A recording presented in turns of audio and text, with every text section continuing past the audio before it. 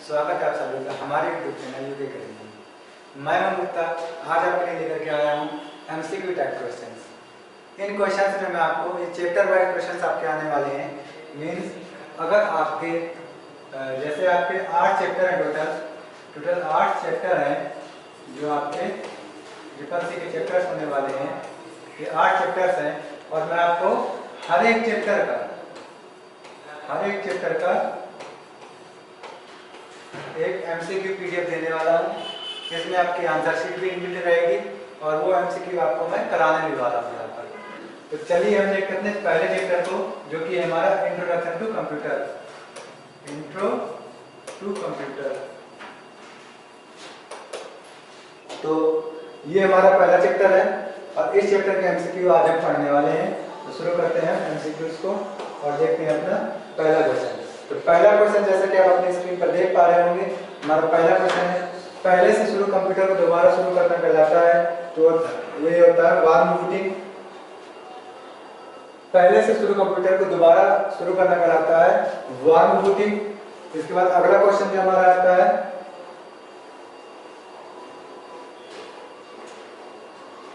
अगला क्वेश्चन है हमारा माउस में बटन की संख्या कितनी होती है। तो माउस मेनली दो तरह के आते हैं। कुछ माउसेज में 2 बटन देखने को मिलती हैं, कुछ माउसेज में 2 बटन देखने को मिलती हैं और कुछ माउसेज में 3 बटन देखने को मिलती हैं। इसलिए यहाँ पर जो हमारा आंसर सही होगा वो होगा A and B both. Means आपको 2 और 3 दोनों तरह के बटन वाले माउस मिल जाएंगे। अब देख लेते हैं नेक्स्ट क्वेश्चन को।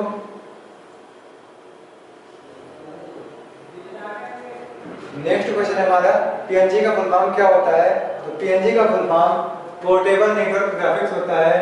पीएनजी का full form portable network graphics होता है। P for portable, N for network and G for graphics होता है।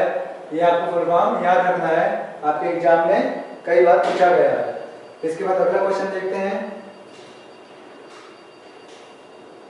तो अगला क्वेश्चन है यहाँ पर हमारा, यहाँ पर कुछ स्पेस दिया गया है, यहाँ पर कुछ स्पेस दिया गया है जिसे हमें फिल करना है। को किलोबाइट से 1 मेगाबाइट बनता है। तो इस स्पेस को फिल करने के लिए यहाँ पर सबसे अच्छा जो ऑप्शन हमारा आता है वो आता है 1024, यानी 1024 किलोबाइट यानी केबी इक्वल टू होता है हमारा 1 मेगाबाइट यानी एमबी। अब इस टॉपिक को मैं थोड़ी सी और अच्छे से एक्सप्लेन कर देना चाहता हूँ, तो आपको अगले इस पिक्चर में ये सारी चीजें समझ में आ जाएंगी। तो देखते हैं हमारे पिक्चर को। तो यहाँ पर हमारी सबसे छोटी यूनिट होती है वो होती है हमारी 1 बिट। 1 बिट मतलब होता है 1 या 0। सिंगल 1 या सिंगल 0 को हम 1 बिट बोलते हैं और इसे हम बाइनरी डिजिट भी बोल देते हैं। इसे हम बाइनरी डिजिट भी बोल देते हैं। और जैसे ही हमारी 4 बिट एक साथ ले ली जाती हैं तो 4 बिट से मिलकर बन जाता है हमारा एक निबल और इस तरह से 8 बिट से मिलकर बनता है एक बाइट। यहाँ पर ध्यान देना है आपको कि हमारी यहाँ पर बिट है और यहाँ पर हमारा इसको बाइट बोलते हैं। इसके बाद जो अगला आता है हमारा, जब 1024 बाइट मिल जाते हैं, 1024 बाइट मिल करके 1 किलोबाइट यानी 1 केबी बना देते हैं। और इस तरह से जब 1024 केबी मिल जाते हैं, 1024 केबी मिल करके 1 एमबी यानी 1 मेगाबाइट का निर्माण करते हैं। उसी तरह से 1024 जब एमबी मिलती हैं, 1024 एमबी मिलकर के 1 जीबी का निर्माण करते हैं और 1024 जीबी मिलकर के 1 टीबी यानी टेराबाइट को कंप्लीट करते हैं और 1024 टेराबाइट मिलकर के 1 पेटाबाइट, टेराबाइट के बाद आता है पेटाबाइट, पेटाबाइट को बनाते हैं और 1024 पेटाबाइट मिलकर के 1024 पेटाबाइट मिलकर के 1 एक्साबाइट बनता है। 1024 एक्साबाइट से 1 जेटाबाइट बनता है और 1024 जेटाबाइट से आपका 1 योटाबाइट बनता है और 1024 योटाबाइट से आपका 1 ब्रॉन्टोबाइट बनता है और 1024 ब्रॉन्टोबाइट से आपका 1 गीपोबाइट बनता है। तो यहाँ पर आपको इन दोनों जीबी में आपको अंतर याद रखना है कि यहाँ पर जो जीबी है वो गीगाबाइट है जो कि 1024 एमबी से बनता है और यहाँ पर जो आपको 1 जीबी है ये गिब बाइट होता है जो कि 1024 ब्राउन बाइट से मिलकर के बनता है। अब हम अपने नेक्स्ट क्वेश्चन की ओर बढ़ते हैं और समझते हैं अपने अगले क्वेश्चन को। तो हमारा अगला क्वेश्चन है, कंप्यूटर मॉनिटर पर ब्लिंक यानी झपकी होने वाला चिन्ह कहलाता है। तो ये होता है हमारा कर्सर।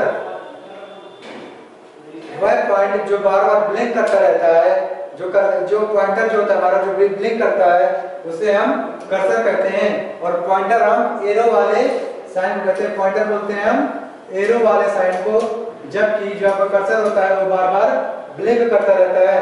तो यहाँ पर जो आपका आंसर होता है वो कर्सर होता है। और अपने नेक्स्ट क्वेश्चन पर बढ़ जाते हैं हम।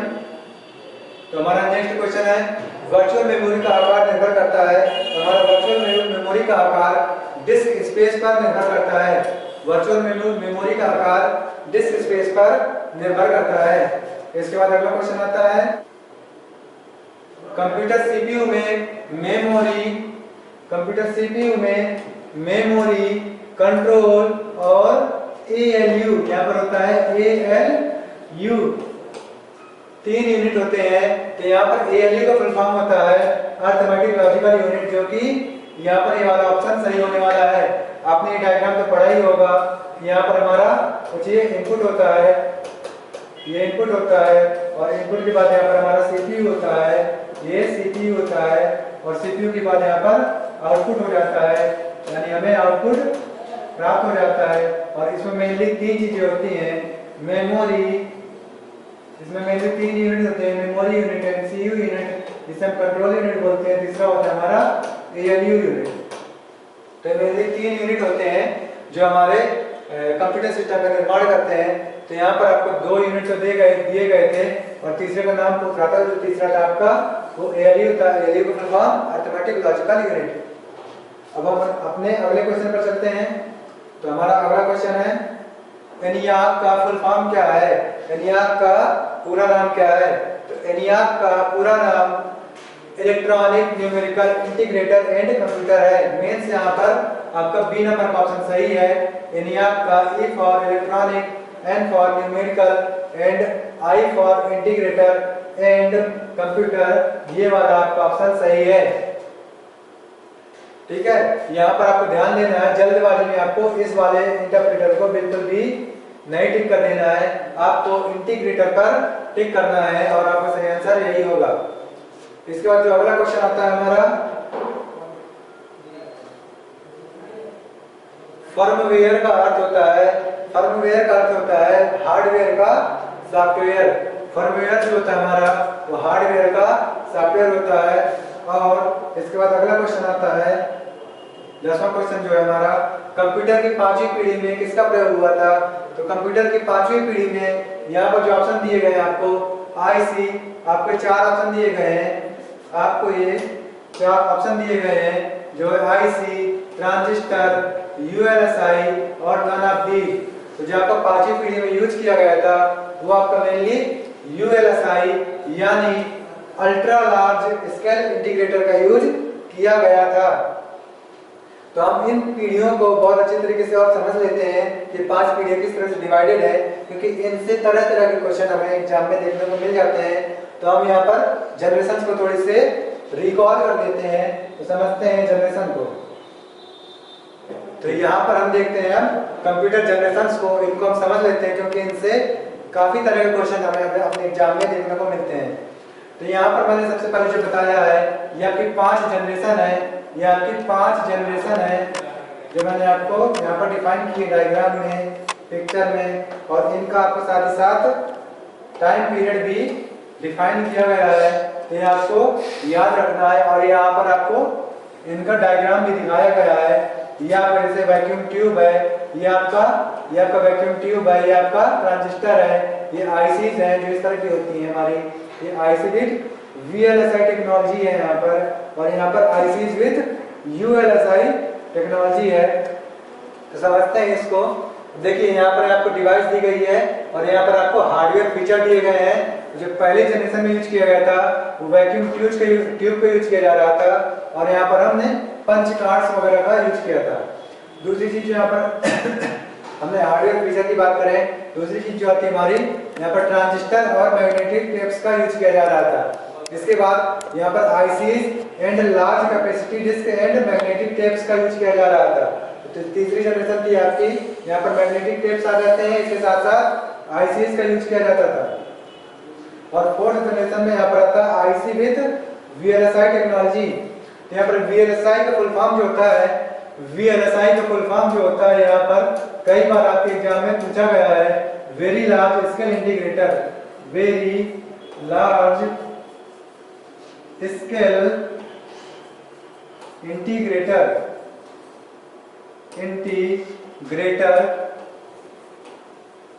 होता है।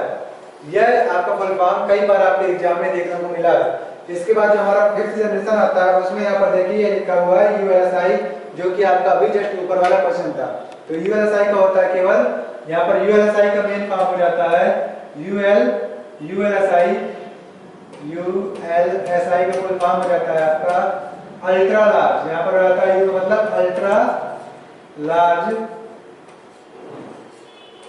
और बाकी स्केल इंटीग्रेटर आपका सेम ही होता है, बाकी स्केल इंटीग्रेटर आपका सेम ही होता है।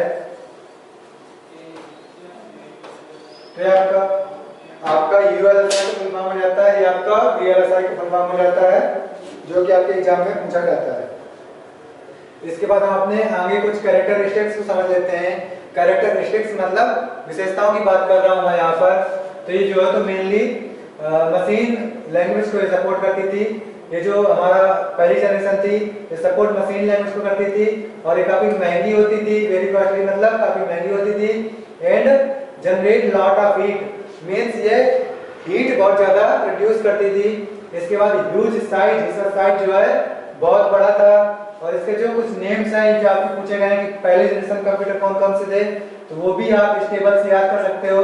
जो हमारा पहली जनरेशन कंप्यूटर था वो एनियाक था, एडवाइड था, एनटीबीएम 701 था। जो हमारा सेकंड जनरेशन कंप्यूटर था तो वो बैच ऑपरेटिंग सिस्टम पर आधारित होते थे। जो हमारे सेकंड जनरेशन कंप्यूटर होते थे उनमें जो है मेन ट्रांजिस्टर का यूज किया गया था, और बैच आधारित ऑपरेटिंग सिस्टम पर बेस्ड थे। और इसमें जो नाम आते हैं वो हनीवेल 400, सीडीसी 1604 या आईबीएम 7030 सीरीज के जो कंप्यूटर आते थे वो सेकंड जनरेशन के कंप्यूटर होते थे। जो तीसरी जनरेशन की बात जब हम करते हैं तो यहाँ पर आते थे हम आईसीज का यूज करते हैं, और ये जो होते हैं हमारे टाइम शेयरिंग ऑपरेटिंग सिस्टम पर डिपेंडेंट होते थे, फास्टर होते थे, स्मॉलर होते थे, रिलायबल होते थे।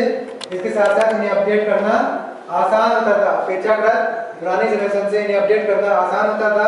और इनके जो एग्जांपल हैं जहाँ से क्वेश्चन आते हैं तो IBM 360, 370, इसके साथ CDC 6600, PDP 8x11, ये कंप्यूटर के नाम है कुछ जहाँ से ऑब्जेक्टिव आपको देखने को मिल जाते हैं। और जो हमारी फोर्थ जनरेशन आती है तो फोर्थ जनरेशन मैंने बताया आपका आईसी विद वीएलएसआई टेक्नोलॉजी, और ये होता था जो main multi processing and GUI OS होता था। यहाँ पर जीयूआई मतलब जीयूआई का फुल फॉर्म कई बार पूछा गया है, मैं आपको बता देता हूँ। जीयूआई का फुल फॉर्म होता है graphical user interface, graphical user interface. इसका फुल फॉर्म आपका कई बार एग्जाम में पूछा गया है। तो आपको GUI OS मतलब जो ग्राफिक्स बेस्ड OS होते थे उन पर ये कंप्यूटर हमारे आधारित थे। और इसका एग्जांपल आपका एप्पल सेकंड जो है हमारा या वैक्स 9000 या क्रे 1/2, ये हमारे कंप्यूटर के कुछ नाम है जो आपके एग्जाम में पूछे जाते हैं। इसके बाद फिफ्थ जनरेशन आती है जिससे अभी आपने एक क्वेश्चन ऊपर देखा हुआ है। तो इसमें मेन हमने आईसी और यूएलएसआई टेक्नोलॉजी का यूज किया हुआ है, और ये काफी पावरफुल कंप्यूटर होते हैं।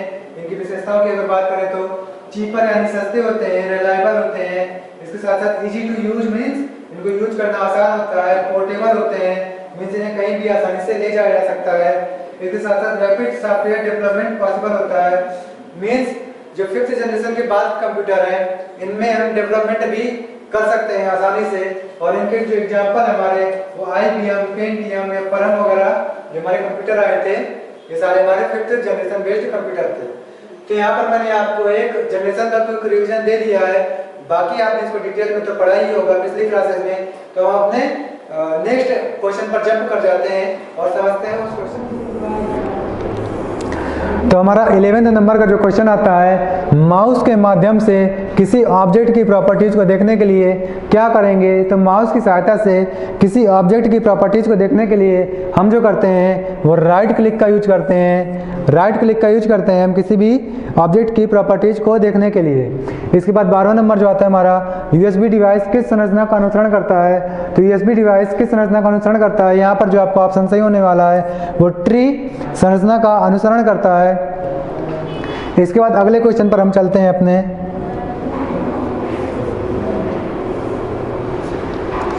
स्पैम किससे संबंधित है। तो स्पैम आपका मेनली कंप्यूटर से संबंधित होता है और निम्न में से आउटपुट डिवाइस नहीं है। तो यहाँ पर जो आउटपुट डिवाइस नहीं है, तो देखिए प्लॉटर एक आउटपुट डिवाइस है, एंड सीआरटी मॉनिटर भी आपका एक आउटपुट डिवाइस है, ईयरफोन्स भी आपका एक आउटपुट डिवाइस है क्योंकि ये एक तरह का स्पीकर का ही वर्जन होता है। जबकि डिजिटल कैमरा एक इनपुट डिवाइस होता है। डिजिटल कैमरा एक इनपुट डिवाइस होता है, यह एक इनपुट डिवाइस है। इसलिए यहाँ पर हमारा पूछ रहा है जो क्वेश्चन हमसे, तो ये वाला ऑप्शन हमारा सही हो जाएगा क्योंकि यहाँ पर नहीं के लिए पूछा गया है। तो जो हमारा डिजिटल कैमरा वो एक इनपुट डिवाइस है, ना कि आउटपुट डिवाइस है। इस तरह से ये वाला ऑप्शन हमारा सही हो जाता है। अब अपने अगले क्वेश्चन पर चलते हैं जो है हमारा 15 नंबर का क्वेश्चन। तो निम्नलिखित में से कौन सा पॉइंटिंग डिवाइस नहीं है। तो यहाँ पर आपका ऑप्टिकल पेन एक पॉइंटिंग डिवाइस है, माउस है आपका एक पॉइंटिंग डिवाइस है, जॉयस्टिक भी आपका एक पॉइंटिंग डिवाइस है। जबकि स्कैनर आपका एक पॉइंटिंग डिवाइस नहीं है, यह एक आपका इनपुट डिवाइस है। यह कैसा है आपका, यह आपका एक इनपुट डिवाइस है। इसलिए यहाँ पर ये वाला ऑप्शन आपका राइट हो जाएगा। और अपने नेक्स्ट क्वेश्चन पर हम देखते हैं।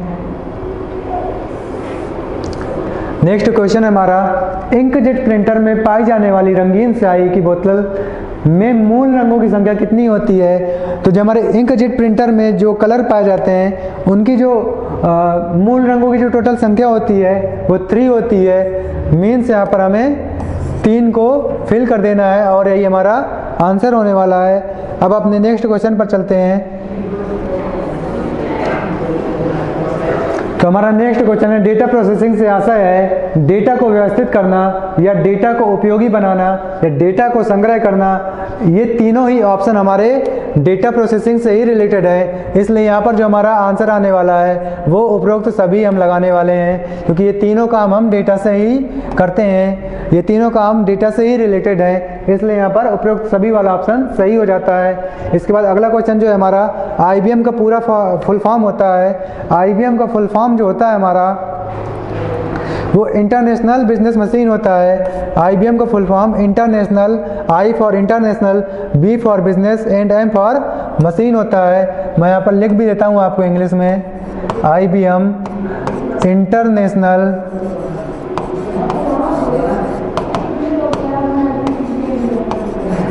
बिजनेस मशीन होता है। तो फुल फॉर्म कई बार आपके एग्जाम में पूछा गया है, इसे मेमोराइज करके रखिएगा। अब अपने नेक्स्ट क्वेश्चन पर चलते हैं हम। तो हमारा नेक्स्ट क्वेश्चन है, माइक्रो प्रोसेसर के निर्माता कौन है। तो माइक्रो प्रोसेसर के जो हमारे निर्माता हैं वो हमारे इंटेल है। माइक्रो प्रोसेसर के निर्माता हमारे इंटेल है। यहाँ पर हमारा ए नंबर का ऑप्शन सही होने वाला है। और MP3 क्या है, तो MP3 एक साउंड फॉर्मेट है क्योंकि माउस भी नहीं है यहाँ पर सही ऑप्शन, प्रिंटर भी नहीं हो सकता और मोबाइल फ़ोन भी नहीं। जो हमारा यहाँ पर आता है साउंड फॉर्मेट, तो यही आपका इसका आंसर होगा, साउंड फॉर्मेट है क्योंकि MP3 एक एक्सटेंशन है जो MP3 फाइल को रिप्रेजेंट करता है। और इसके बाद हम अपने अगले क्वेश्चन पर चलते हैं। तो हमारा अगला क्वेश्चन है जो कि 21 नंबर पर आता है, कंप्यूटर का वह भाग जिसे हम छू नहीं सकते। तो कंप्यूटर का वह भाग जिसे हम छू नहीं सकते वो सॉफ्टवेयर कहलाता है। हमने आपको पढ़ाया होगा कंप्यूटर मेनली 2 तरह के पार्ट्स में जो हमारा कंप्यूटर होता है, जो हमारा कंप्यूटर होता है वो मेनली 2 तरह के पार्ट्स में डिवाइडेड होता है। पहला होता है हमारा हार्डवेयर, दूसरा होता है हमारा सॉफ्टवेयर। हार्डवेयर को हम बॉडी भी बोल देते हैं समझने के लिए, और इसको हम सोल यानी आत्मा बोल देते हैं। हिंदी में अगर बात करें तो इसे आत्मा बोल दिया जाता है, और इसे शरीर की संज्ञा दी जाती है। तो आप समझ रहे होंगे ये हमारा कंप्यूटर है, और ये कंप्यूटर के मेनली दो पार्ट है, हार्डवेयर एंड सॉफ्टवेयर। तो सॉफ्टवेयर जो होता है इसे हम नहीं छू सकते हैं, नहीं छू सकते हैं, जबकि इसे हम छू सकते हैं। तो हमारा जो यहाँ पर बात की गई कंप्यूटर का वह भाग जिसे हम छू नहीं सकते हैं, तो वो कौन सा है? वो आपका सॉफ्टवेयर होने वाला है। और इसके बाद इनपुट को आउटपुट में रूपांतरण कौन करता है? तो इनपुट का आउटपुट में रूपांतरण जो मेन करता है वो सीपीयू करता है। अब यहाँ पर सीपीयू का फुल फॉर्म भी आपको याद रखना है। सीपीयू का फुल फॉर्म होता है, सीपीयू का फुल फॉर्म होता है central processing unit, central processing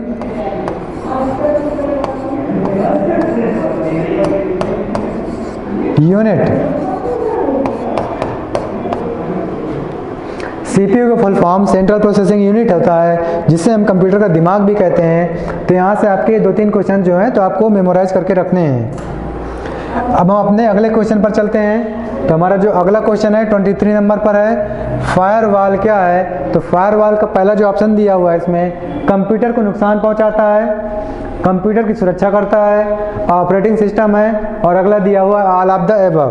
तो यहाँ पर जो आपका फायरवॉल होता है वो कंप्यूटर की सुरक्षा करने में यूज किया जाता है। ये एक तरह का इनबिल्ट एंटीवायरस होता है जो आपको माइक्रोसॉफ्ट कंपनी द्वारा माइक्रोसॉफ्ट विंडोज के ऑपरेटिंग सिस्टम के साथ इनबिल्ट प्रोवाइड कराया जाता है।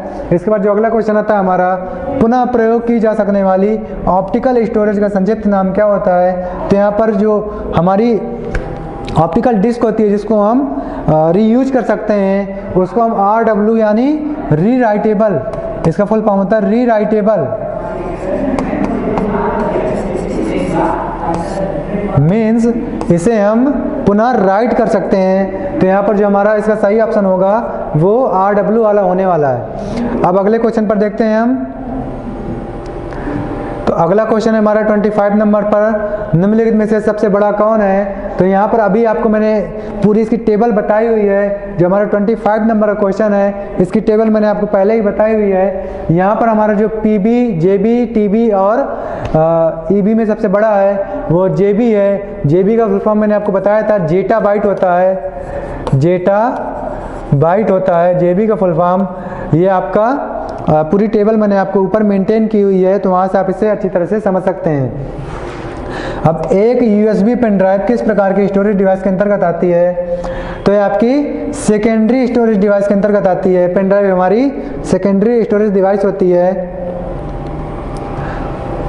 और इस तरह से अगला क्वेश्चन आता है हमारा, बिट का समूह कहलाता है। तो बिट का समूह यहाँ पर, बिट का समूह यहाँ पर जो हमारा कहलाता है, बिट का समूह कहलाता है बाइट, बिट का समूह कहलाता है बाइट। और अगला क्वेश्चन आता है आपका, अगला क्वेश्चन आता है आपका, निम्न में से कौन सी कुंजी कर्सर के बाईं तरफ के अक्षर को मिटाती है? तो कर्सर के बाईं तरफ के अक्षर को, मान लीजिए आपका कर्सर है, मान लीजिए आपका ये आपने कुछ नाम लिखे हुए हैं, कुछ लेटर्स लिखे हुए हैं CDE, मान लीजिए आपका कर्सर है जो बार बार ब्लिंक होता रहता है, इसे हम कर्सर बोलते हैं। तो कर्सर के जो बाईं तरफ यानी लेफ्ट साइड जो लेटर्स होते हैं उनको इरेज करती है, वो बैक स्पेस की होती है। वो कौन सी होती है? बैक स्पेस की होती है। लेफ्ट साइड के लेटर्स को जो इरेज करते हैं उसे बैक स्पेस बोलते हैं, जबकि जो राइट साइड के लेटर को जब हमें स्पेस करना होता है तो हम डिलीट की का यूज करते हैं, डिलीट की का यूज करते हैं। तो आई थिंक आपको समझ में आ गया होगा कि अगर हमको लेफ्ट साइड के लेटर्स को, लेफ्ट साइड के कंटेंट को डिलीट करना है या हटाना है तो हम बैक स्पेस की का यूज करते हैं, जबकि वहीं अगर राइट साइड के डेटा को हमें हटाना हो तो हम डिलीट की का यूज करते हैं। तो यहाँ पर पूछा गया है कि कौन सी कुंजी कर्सर के बाईं तरफ, बाईं तरफ मतलब लेफ्ट साइड, तो यहाँ पर आंसर होगा आपका बैक स्पेस। CPU और IO के बीच सिग्नल के मूवमेंट को कौन नियंत्रित करता है? तो CPU और IO का फुल फॉर्म होता है यहाँ पर इनपुट आउटपुट। IO का मतलब होता है यहाँ पर इनपुट एंड आउटपुट। आईओ का फुल फॉर्म होता है इनपुट आउटपुट। तो इनके बीच में जो सिग्नलों का मूवमेंट करता है वो मेनली कंट्रोल यूनिट करता है, क्योंकि कंट्रोल यूनिट का जैसा आप नाम ही समझ रहे होंगे, इसका नाम ही है आपका कंट्रोल यूनिट। तो कंट्रोल यूनिट मतलब कंट्रोल करने वाला। तो यही हमारा जो है मूवमेंट को नियंत्रित यानी कंट्रोल करता है। यहाँ पर नियंत्रित भी आपका इंग्लिश में कंट्रोल ही बोलते हैं इसको। तो आप समझ सकते हैं कि कंट्रोल करने के लिए यूज किया जाता है, कंट्रोल यूनिट का यूज किया जाता है। आपने नेक्स्ट क्वेश्चन पर बढ़ जाते हैं हम। तो नेक्स्ट क्वेश्चन आपका आता है जो वो 30 नंबर पर आता है कि मॉनिटर है आपका, तो ये एक स्टोरेज डिवाइस है। तो ये आपका ऑप्शन गलत है, मॉनिटर आपका स्टोरेज डिवाइस नहीं है, एक आउटपुट डिवाइस है। और आपका इस तरह से आंसर ये वाला सही हो जाता है। और जब हमारा अगला क्वेश्चन आता है तो रिसाइकल बिन स्वतः कॉन्फ़िगर हो जाता है ताकि यह आपके कंप्यूटर की हार्ड डिस्क का स्पेस डेटा को स्टोर करने के योग्य हो जाए। तो हमारी जो रिसाइकल बिन होती है, जैसे ही हम अपने ऑपरेटिंग सिस्टम को इंस्टॉल करते हैं तो ये ऑटोमेटिकली 5% स्पेस जो होती है, 5% स्पेस जो होती है वो हार्ड डिस्क की स्पेस को रिसाइकल बिन की तरह यूज कर लेता है, जिसके ज़रिए हम अपने डेटा को, डिलीटेड डेटा को उसमें स्टोर करके रख सकते हैं, कंप्रेस करके।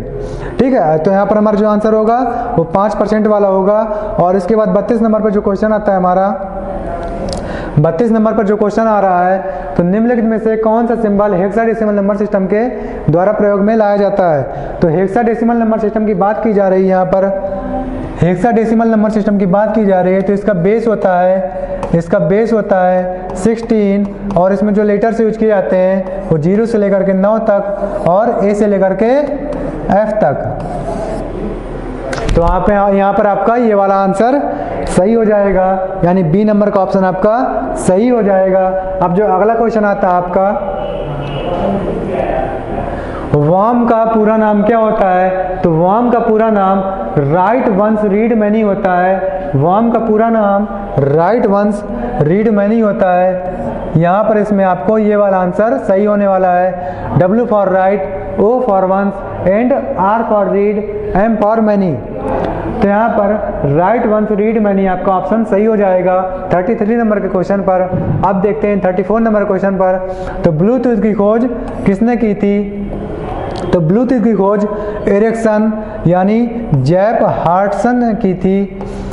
ब्लूटूथ की खोज एरिक्सन यानी जैप हार्टसन ने की थी। यहाँ पर आपका जो आपका आंसर सही होगा वो डी नंबर का आपका आंसर राइट है। और अब अपने अगले क्वेश्चन पर चलते हैं हम।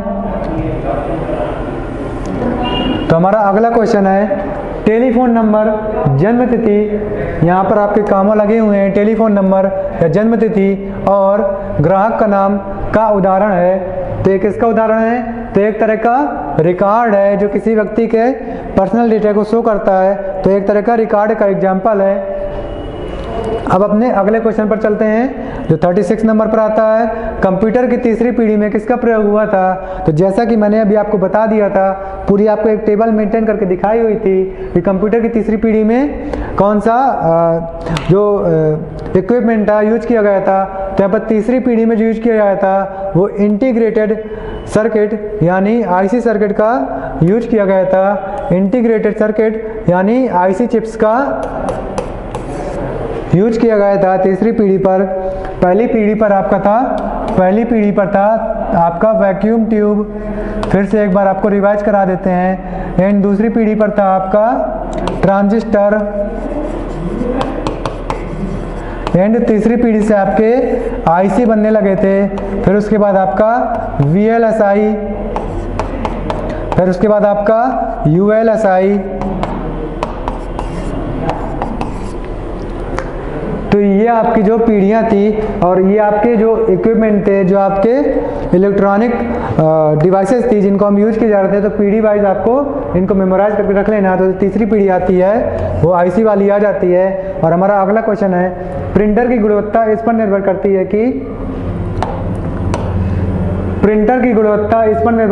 कि इमेज को प्रिंट करने में कितने फिर स्पेस दिया हुआ है, फिर प्रयुक्त होते हैं। तो अब प्रिंटर का रिलेशन सीधे सीधे DPI यानी डॉट्स पर इंच से होता है। डॉट्स पर इंच से प्रिंटर की जो प्रिंटिंग क्वालिटी है उसे चेक किया जाता है कि आपके 1 इंच में कितने डॉट्स प्रिंट हुए हैं। तो यहाँ पर आपका जो आंसर होगा वो बी नंबर का होगा। और अब आप अपने अगले क्वेश्चन पर चलते हैं। तो हमारा अगला क्वेश्चन आता है, निम्नलिखित में से परमानेंट मेमोरी है। तो निम्नलिखित में से परमानेंट मेमोरी है आपकी वो रोम है, जिसे हम रीड ओनली मेमोरी के नाम से भी जानते हैं, जिसे हम रीड ओनली मेमोरी के नाम से भी जानते हैं। 38 का ए नंबर ऑप्शन आपका सही होगा। और 39 पर चलते हैं। तो नीचे दिए गए हार्डवेयर का उदाहरण नहीं है, तो हार्डवेयर का उदाहरण नहीं है आपका। तो माउस एक हार्डवेयर है, और जबकि ऑपरेटिंग सिस्टम आपका एक हार्डवेयर नहीं है। तो यहाँ पर आपका नहीं है पूछा जा रहा है, इसलिए आपको ये वाला आंसर टिक कर देना है, क्योंकि ऑपरेटिंग सिस्टम आपका एक सॉफ्टवेयर है। तो अब हम बात कर लेते हैं अपने 14 नंबर के क्वेश्चन की। तो हमारा 14 नंबर का जो क्वेश्चन है वो है, निम्नलिखित में से कौन से कंप्यूटर सीपीयू के मुख्य घटक कहलाते हैं। तो मैंने आपको अभी पूरा डायग्राम बना करके बताया था कि जो हमारा सीपीयू होता है यह मेनली 3 घटक से मिलकर के बना होता है, जो होते हैं हमारे एक मेमोरी यूनिट, मेमोरी सीयू यानी कंट्रोल यूनिट, एंड एएलयू यानी अर्थमेटिक लॉजिकल यूनिट। तो ये जो 3 यूनिट होते हैं इन्हीं से मिलकर के हमारा सीपीयू बनता है। तो यहाँ पर जो आपका आंसर सही होने वाला है वो आपका ऑल ऑफ द अबव होने वाला है। तो आपका डी नंबर का आंसर 40 नंबर क्वेश्चन पर सही हो जाता है। अब अपने अगले क्वेश्चन की ओर देखते हैं।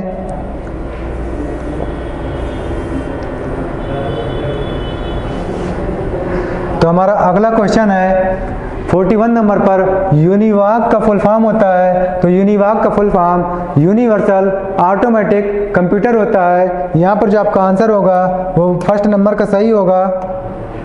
यहाँ पर जो आपका आंसर होगा वो फर्स्ट नंबर का सही होगा। यानी यूनिवाक मतलब UNIV से यूनिवर्सल है, और आपका AC से ऑटोमेटिक एंड कंप्यूटर है। तो यहाँ पर आपको 41 पर ए नंबर का ऑप्शन सही हो जाता है। अब 42 की बात करते हैं। हायरार्की क्या होती है। तो हायरार्की आपके कंप्यूटर के मेमोरी को क्रम को दर्शाता है। मीन्स यहाँ पर जो हमारी हायरार्की होती है वो कंप्यूटर के मेमोरी को क्रम में दर्शाने का एक तरीका होता है, जिसे हम हायरार्की कहते हैं। तो यहाँ पर आपका सी नंबर का ऑप्शन सही हो जाता है। और जैसा कि ऊपर तो आपका बी नंबर का ही सही था। अब अपने अगले क्वेश्चन पर बढ़ जाते हैं हम, जो कि हमारा 43 नंबर का क्वेश्चन है। तो 43 में आता है सीपीयू को के नाम से भी जाना जाता है। तो सीपीयू को माइक्रो प्रोसेसर, जो आपका बी नंबर का जो आपका ऑप्शन है ये बिल्कुल राइट है। सीपीयू को माइक्रो प्रोसेसर के नाम से भी जाना जाता है। और इसके बाद जो आता है आपका MICR में आर का मतलब क्या होता है। तो MICR में आर का मतलब रिकॉग्निशन होता है। आर का मतलब रिकॉग्निशन होता है, क्योंकि इसका फुल फॉर्म जो होता है MICR का जो फुल फॉर्म होता है वो magnetic ink, I for ink, C for character और R फॉर रिकॉग्निशन होता है।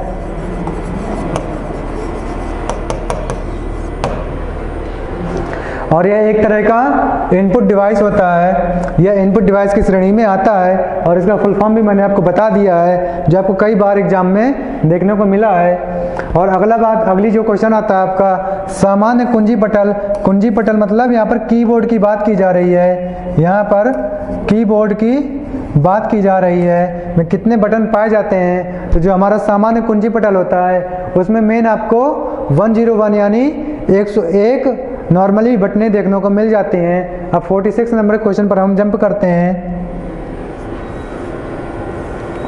तो हमारा 46 नंबर जो क्वेश्चन आता है, हाइब्रिड कंप्यूटर में किसका प्रयोग किया जाता है। तो हाइब्रिड कंप्यूटर में, हाइब्रिड देखो कंप्यूटर मेनली 3 तरह के बताए जाते हैं। यहाँ पर जो हमारे कंप्यूटर होते हैं उनको मेनली हम 3 पार्ट्स में, 3 टाइप्स में डिवाइड कर सकते हैं। तो पहला जो होता है आपका डिजिटल कंप्यूटर होता है, दूसरा जो होता है आपका एनालॉग कंप्यूटर होता है, एंड तीसरा जो होता है आपका हाइब्रिड कंप्यूटर होता है।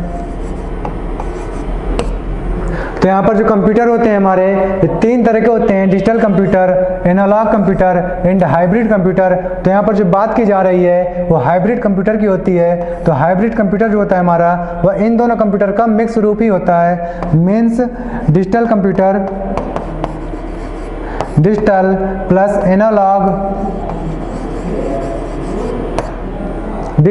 एनालॉग कंप्यूटर के मिक्सचर से जो हमारा कंप्यूटर बन करके तैयार होता है वो हाइब्रिड कंप्यूटर तैयार होता है। और इसका एक एग्जांपल जो हम देख सकते हैं वो होता है ECG मशीन। इसका एक बहुत ही बढ़िया एग्जांपल है ECG मशीन, इसका एक बहुत ही अच्छा एग्जांपल है जो हाइब्रिड कंप्यूटर का एग्जांपल है। तो इस एग्जांपल को भी आपको याद में रखना है, कई बार आपके एग्जाम में पूछा गया है। तो यहाँ पर जो आपका ऑप्शन होने वाला है हाइब्रिड कंप्यूटर में एनालॉग एंड डिजिटल, तो मीन्स यहाँ पर उपरोक्त दोनों तरह के कंप्यूटर्स का एक मिक्सचर होता है। तो उपरोक्त दोनों तरह का, ये C नंबर का ऑप्शन आपका सही होने वाला है। अपने अगले क्वेश्चन की बात करते हैं। तो 47 जो क्वेश्चन है हमारा, कंप्यूटर का कार्य नहीं है इनपुट, दूसरा ऑप्शन है आपका आउटपुट, तीसरा ऑप्शन है आपका अंडरस्टैंडिंग। तो मीन्स यहाँ पर आपका C नंबर क्वेश्चन सही हो जाता है, क्योंकि कंप्यूटर हमारा अंडरस्टैंडिंग नहीं कर सकता है। कंप्यूटर अपने आप कोई भी चीज़ नहीं समझ सकता है, उसे हमें इंस्ट्रक्शन देने होते हैं, उसे हमें कमांड देनी होती है, जिसके ज़रिए वो कोई भी काम परफॉर्म कर पाता है, किसी भी ऑपरेशन को परफॉर्म कर पाता है। तो कंप्यूटर अंडरस्टैंडिंग नहीं कर सकता है। और यहाँ पर जो अगली क्वेश्चन आता है आपका, डेसिमल नंबर सिस्टम का आधार है। तो डेसिमल नंबर सिस्टम का आधार 10 होता है। तो यहाँ पर आपका नंबर A वाला ऑप्शन सही हो जाता है। अब अपने अगले क्वेश्चन पर चलते हैं जो हमारा 49 नंबर का क्वेश्चन है। तो 49 नंबर क्वेश्चन को शुरू करने से पहले मैं आपको नंबर सिस्टम के आधार एक बार फिर से रिवाइज करा देना चाहता हूं। तो जो हमारा नंबर सिस्टम है मेनली वो है 4 तरीके का होता है, मेनली वह 4 टाइप का होता है। पहला होता है डेसिमल, दूसरा होता है बाइनरी, तीसरा होता है ऑक्टल, चौथा होता है हेक्साडेसिमल। तो डेसिमल का बेस होता है 10 और इसमें जो नंबर यूज किए जाते हैं वो 0 से लेकर के 9 तक यूज किए जाते हैं इसमें नंबर। और जो हमारा बाइनरी होता है इसका बेस 2 होता है और जो नंबर यूज किए जाते हैं वो 0 और 1 यूज किए जाते हैं। और ऑक्टल नंबर जो होता है इसका बेस 8 होता है और यहाँ पर जो नंबर यूज किए जाते हैं वो 0 से लेकर के 7 तक यूज किए जाते हैं। इसके बाद हेक्साडेसिमल आता है। तो यहाँ पर जो नंबर यूज किए जाते हैं वो टोटल 16 होता है इसका बेस। और इसमें जो नंबर यूज किए जाते हैं वो 0 से लेकर के 9 तक एंड A से लेकर के F तक के नंबर यूज किए जाते हैं। तो इस तरह से हमारा हेक्साडेसिमल नंबर होता है। तो अब आपको किसी का भी बेस पूछा जाए तो आप आसानी से बता सकते हैं। अब हम अपने लास्ट क्वेश्चन को देखते हैं, सेकंड लास्ट क्वेश्चन को देखते हैं जो कि है हमारा 49 नंबर का क्वेश्चन। तो 49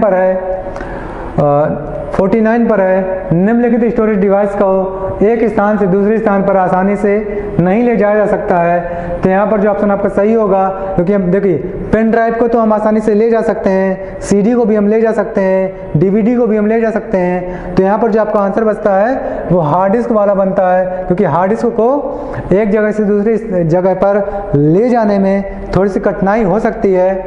तो यहाँ पर आपका सुटेबल जो आंसर है वो C नंबर का होगा। और इसके बाद जो 50 नंबर का क्वेश्चन आता है आपका, निम्नलिखित में से जब आपका 50 नंबर क्वेश्चन आता है निम्नलिखित में से इंटरनेट से संबंधित नहीं है। तो इंटरनेट से क्या संबंधित नहीं है? तो लिंक्स देखिए, पहला ऑप्शन यहाँ पर दिया हुआ है आपको, पहला ऑप्शन दिया हुआ है आपको लिंक्स। तो लिंक्स आपका संबंधित है, ब्राउजर भी आपका संबंधित है, सर्च इंजन भी आपका संबंधित है। तो बचता है आपका प्रिंटर। प्रिंटर आपका इंटरनेट से संबंधित नहीं है, क्योंकि यह एक आउटपुट डिवाइस होता है। प्रिंटर क्या होता है आपका? एक आउटपुट डिवाइस होता है।